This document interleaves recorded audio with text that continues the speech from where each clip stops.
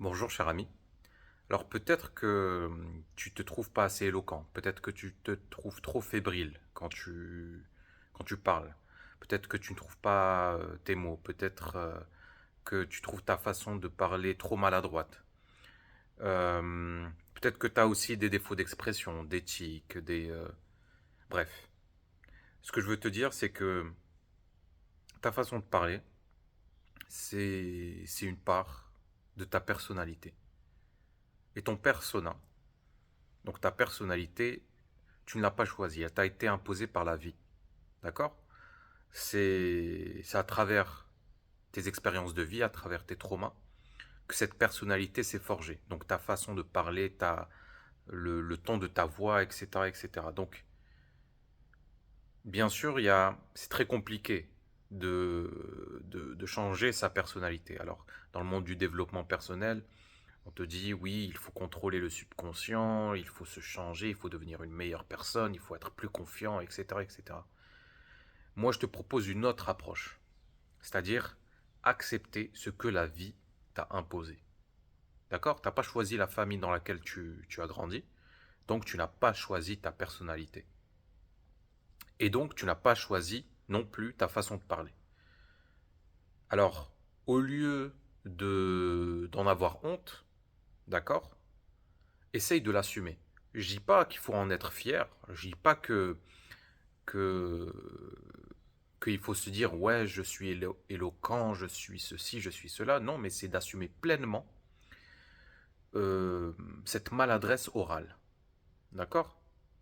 Parce que quand on a beaucoup de honte en soi, beaucoup de doutes, beaucoup de fébrilité dans le corps, forcément notre voix, notre vocabulaire, déjà notre voix, elle se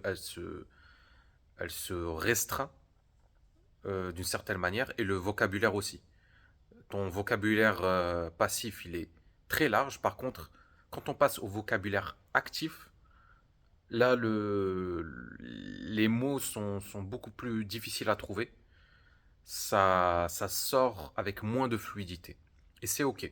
D'accord? On a tous à peu près ce problème-là. Mais ce que je veux te dire, c'est n'essaye pas de cacher cet aspect-là de toi. Cet aspect qui n'arrive pas à trouver les mots. Cet aspect qui n'arrive pas à s'exprimer. Parce que ça, en fait, c'est une force. Si tu changes de point de vue, en fait, cette incapacité à, à rentrer dans une fluidité verbale, c'est vraiment très touchant. Parce que c'est une part de toi qui est blessée. Il y a quelque chose qui est blessé en toi, qui est cassé. Donc tu n'arrives pas à rentrer dans ce flux qui est naturel.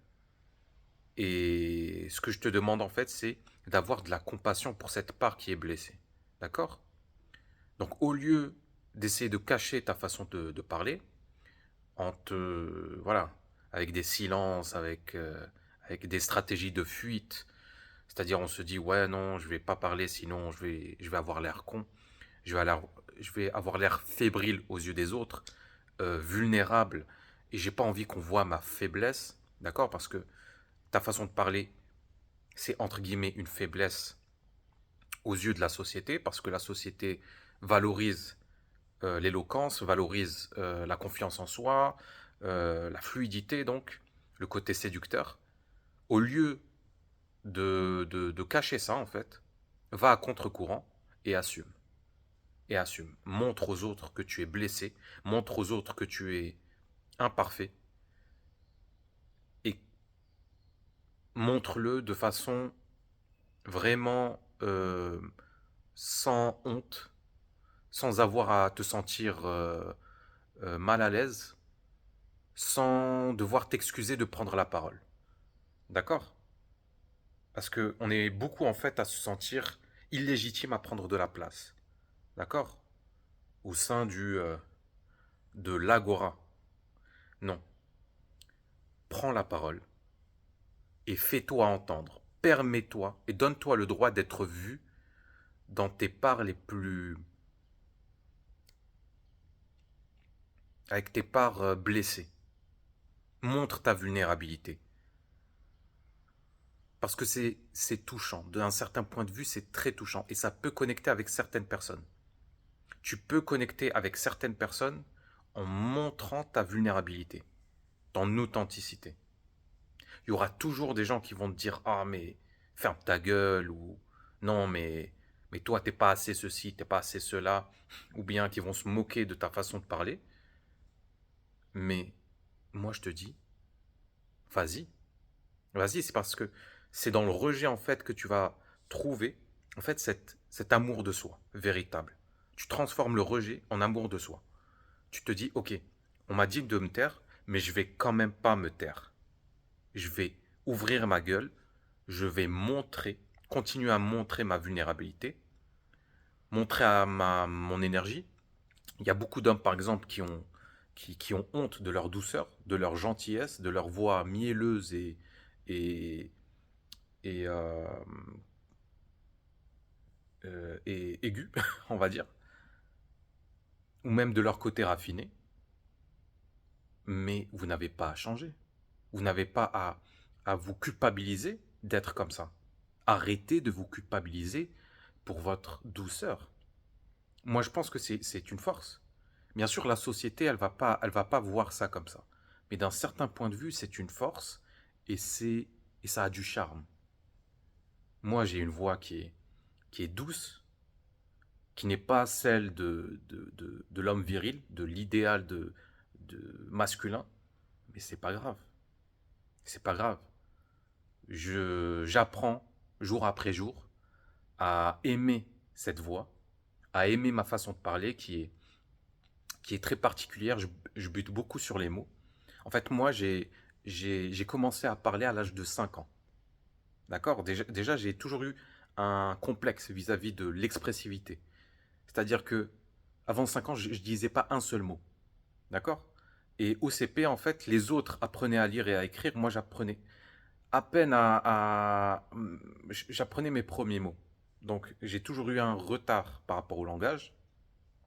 Et je suis pas, même par rapport aux langues, aux autres langues, j'ai du mal. Mais c'est pas grave.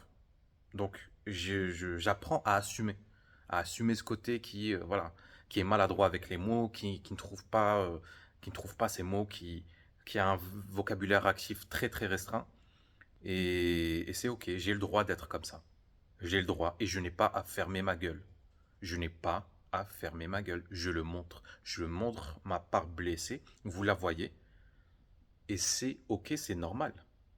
C'est normal. Et je suis sûr que il y a des gens qui peuvent se connecter à moi et qui peuvent être touchés par cette part qui est vulnérable. Je le sais. Et donc voilà, je n'ai pas à me priver de, du plaisir d'être libre.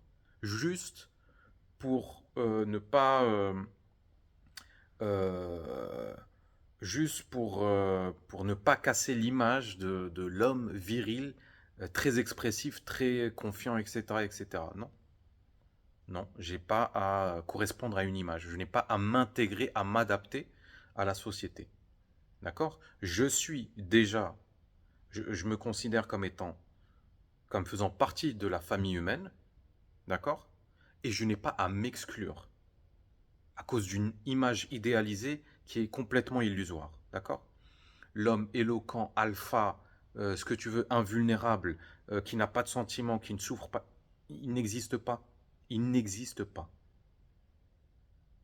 Donc voilà, cette façon de parler, votre façon de parler, ta façon de parler, montre-la. D'accord. Élève ta voix. Permets aux autres de, de voir des parts de toi qui sont effectivement imparfaites. Donne-toi ce droit. C'est ça le véritable respect de soi. C'est ça la véritable estime de soi. Se donner le droit d'être blessé et de le montrer. Voilà. En tout cas, merci de m'avoir écouté. N'oublie pas le petit like, le petit commentaire. Et je te dis à la prochaine. Salut.